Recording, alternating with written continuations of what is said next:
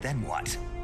We got Sokolov over in one piece, but the whole ordeal had left him exhausted, and we checked him into a hospital in West Berlin. It took him 2 weeks and more than 600 miles to get from the research facility in the Soviet Union to Berlin. He was in no condition to say anything coherent. And it was only a week later that we had something much bigger on our hands. The Cuban Missile Crisis. October the 16th, 1962, President Kennedy received word that the Soviets were in the process of deploying intermediate-range ballistic missiles in Cuba. The President demanded that the Soviets dismantle and remove the missiles. At the same time, he announced a naval blockade to prevent further missile shipments from reaching Cuba. But the Soviets didn't back down, instead placing their armed forces on secondary alert. Soviet transport ships carrying missiles continued on course towards Cuba. US and Soviet forces went on alert for an all-out nuclear war. Frantic negotiations were conducted through the UN's Emergency Security Council and unofficial channels to end the hair-trigger standoff. Finally, on October the 28th, the Soviet Union agreed to remove its missiles from Cuba. And so the world avoided a nuclear holocaust. But in order to get the Soviets to pull their missiles out, we had to make a deal. You mean the one where the US agreed to remove its IRBMs from Turkey? No. The Jupiter IRBMs deployed in Turkey were obsolete, and we were going to get rid of them anyway. They had no strategic value whatsoever to either the US or the Russians. The Turkey deal was a ruse, a cover story that was fed to the other intelligence agencies around the world. So what did the Russians really want? Sokolov. They wanted us to return Sokolov. You mean the Soviets pulled out of Cuba just to get their hands on Sokolov? That's right. What the hell was he working on?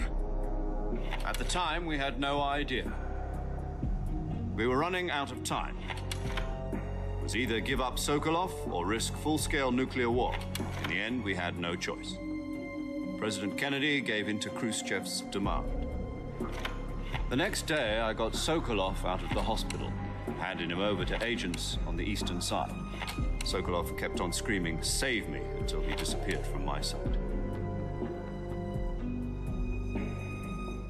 Then a month ago, we received some new information from one of our moles.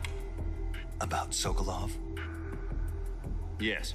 He was taken back to the research facility and forced to continue working on the weapon in question under KGB supervision. What's more, it's on the verge of completion. So what kind of weapon is it? Something to do with space rockets? No, missiles. Same technology. I guess you're right. We don't know the details, but it appears to be a new kind of nuclear device. For half a year now, the Soviets have been conducting frequent nuclear tests at Semipalatinsk. Something to do with the weapon, I assume. We're talking about a secret weapon so big that Khrushchev was ready to pull out of Cuba to get it back. Is Sokolov still in the facility? No. According to our intelligence, he's in Selinoyarsk, a place in the mountains about 3 miles to the west.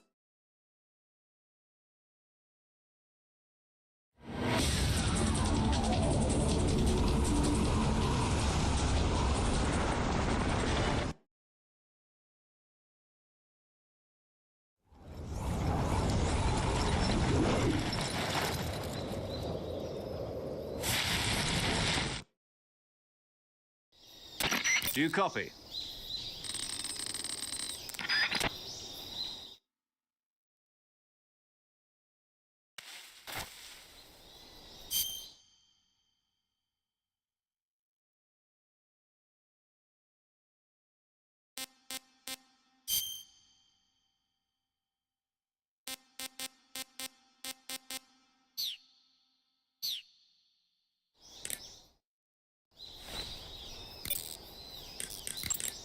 Snake, first.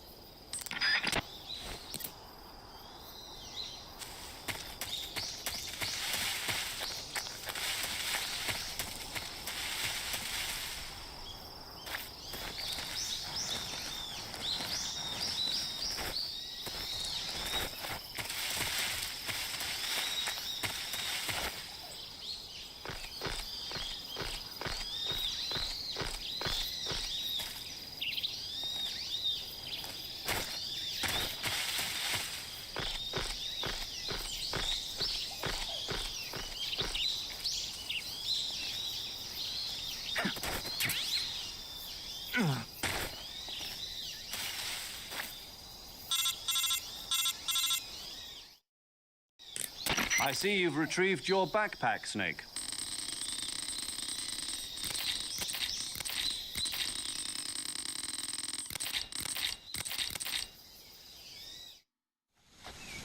Snake, try to remember.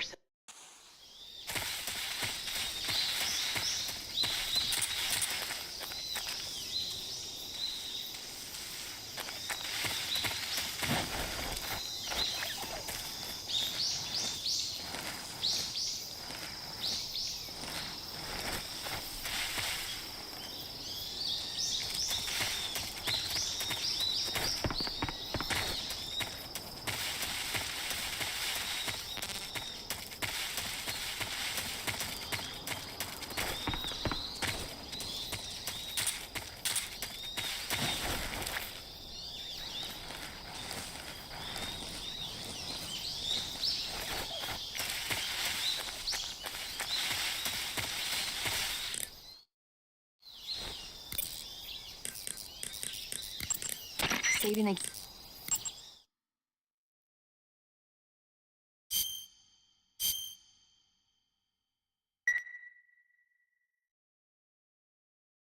Hey, Snake, you ever heard of God's...